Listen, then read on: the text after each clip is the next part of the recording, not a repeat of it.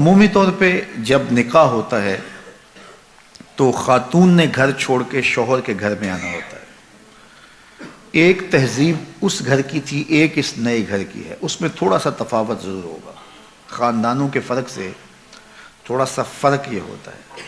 تو خاتون یا تو اس سانچے میں خود کو ڈھال لے، یا پھر وہ خاندان خاتون کے مزاج کے مطابق ڈھل جائے، دونوں میں سے ایک ہوگا، تب موافقت پیدا ہوگی۔ جب خاتون کی یہ ضد ہوتی ہے کہ میں جو کلچر، جو تہذیب اور جو مزاج رکھتی ہوں، یا جو رسوم و رواج میرے میکے خاندان کے تھے وہ فائق ہیں، اور اس خاندان کو بھی وہی مجھ سے سیکھنے چاہیے اور اس کے مطابق چلنا چاہیے، تو پھر مشکل ہوتا ہے، اس لیے کہ اس ایک کے لیے 10 خاندان کے لوگ نہیں بدل سکتے۔ تو اگر یہ اپنے آپ کو ان 10 لوگوں کے مزاج کے مطابق ڈھال لے، ایسا مزاج نہیں جو شریعت سے متفاوت ہو، عمومی طور پہ ہمارے جو معاشرتی معاملات ہیں اس میں اگر وہ اپنے آپ کو ڈھال لے تو یہ اس کے لیے آسان ہوگا۔ یہ جس جگہ گئی ہے وہاں جا کے اس مزاج میں، وہ کہتے ہیں نا کہ جیسا دیس ویسا بھیس، تو وہ وہاں جا کے اس بھیس کو پہن لے تو یہ عجیب نہیں لگے گی،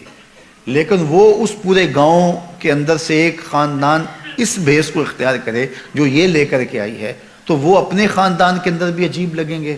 اور جو ہے وہ بالخصوص کہیں گے کہ بس یہ تو اس خاتون نے ان کو اپنے نرغے میں لے لیا۔ تو جو شریعت بیضاء کا مزاج ہے اس میں اچھی چیزیں اس خاندان میں آہستہ آہستہ منتقل کر دی جائیں، یہ تو ایک خیر کی بات ہے، لیکن عمومی رویے جو رواج کی حد تک ہیں اور شریعت سے متصادم نہیں ہیں وہ خاتون کو ہی بدلنا ہوگا۔ اور جب خاتون اس بات کی ضد کرتی ہے کہ میرے مزاج کے سانچے میں یہ ڈلیں تو پھر تناؤ پیدا ہو جاتا ہے اور الجھاؤ پیدا ہوتا ہے، اور یہ الجھاؤ بالآخر طلاق تک جا پہنچتا ہے۔ تو اس چیز کا خاتون کو بالخصوص خیال رکھنا چاہیے۔ خاوند کو اندھیرے میں رکھنے کی وجہ سے بھی باہم تناؤ پیدا ہوتے ہیں۔ بعض خواتین بہت چالاک بننے کی کوشش کرتی ہیں اور بہت سارے چھوٹے چھوٹے امور میں گھر کے اخراجات اور دیگر معاملات سے لے کر کے جو ہے وہ خاندان کے دیگر امور تک اپنے خاوند کو اندھیرے میں رکھنے کی کوشش میں لگی رہتی ہیں۔ ایسا ہوتا نہیں ہے، کچھ خاوند ایسے ہوتے ہیں جو ان کو کسی چیز کی سمجھ نہیں آتی ہے، لیکن عمومی طور پہ اکٹھے رہتے ہوئے یہ بات سمجھ میں آتی ہے۔ تو بعض تو کہتے ہیں کوئی بات نہیں، یہ ہوتا ہے،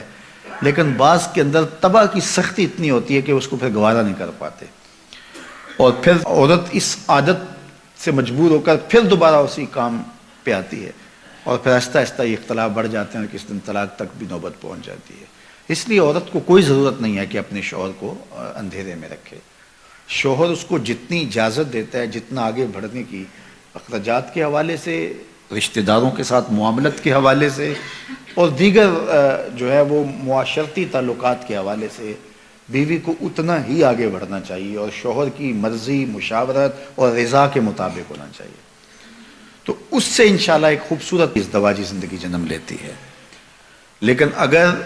خاتون کہے کہ بس نہیں ہے، میں خود اپنی مرضی کی مالکہ ہوں اور شوہر کو میں پتہ بھی نہیں چلنے دوں گی اندھیرے میں، تو ایک دن جب اس کی خبر اس کو ہوتی ہے تو پھر ایک دم اس کا غصہ عود کر آتا ہے، جس کے نتیجے کے اندر تلخی پیدا ہوتی ہے۔ تو خاتون کو یہ کبھی نہیں کرنا چاہیے، شوہر کو کبھی بھی اندھیرے میں نہیں رکھنا چاہیے، اس کی زندگی کھلی کتاب کی طرح اس کے شوہر کے سامنے ہونی چاہیے۔ حتیٰ کہ اس نے اپنے ماں باپ کو بھی ملنے کے لیے جانا ہے تو اس کو چوری نہیں جانا چاہیے، اپنے شوہر سے پوچھ کے جانا چاہیے،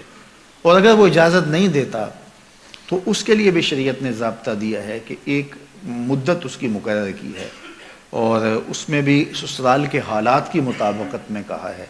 کہ جو ہے وہ جا سکتی ہے، لیکن وہ شام تک گھر پلٹ آئے گی۔ اگر وہ اس صورت میں ہے کہ شوہر بہت ظالم ہے، وہ جانے نہیں دیتا، تو ظاہر ہے کہ قطع تعلقی تو نہیں ہوگی، تو وہ ایک مخصوص مدت کے بعد جو ہے وہ جا سکتی ہے، لیکن شام کو پلٹ آئے گی۔ لیکن عمومی طور پہ ایسے ظالم شوہر تو کم ہی ہوتے ہیں، عمومی طور پہ تو جانے دیتے ہیں، تو ان کی اجازت کے بغیر۔ اب اگر کسی وجہ سے وہ کبھی روک دیں، بعض حالات ایسے ہوتے ہیں معروضی حالات، تو پھر بیوی کو رک جانا ہی اس کے لیے عافیت ہوتی ہے۔ آج کل تو دیگر ذرائع سے حال احوال جو ہے وہ میکے کے معلوم ہوتے رہتے ہیں، تو اس لیے یہ کہنا کہ بس تم مجھے روک نہیں سکتے ہو تو میں جاؤں گی، تو یہ چڑ اور ضد پیدا ہوتی ہے اس سے، اور جس سے جو ہے وہ دوری پیدا ہوتی ہے۔ تو یہ چیز بہت غلط ہوتی ہے اور اس سے جو ہے وہ طلاق تک نوبت آتی ہے۔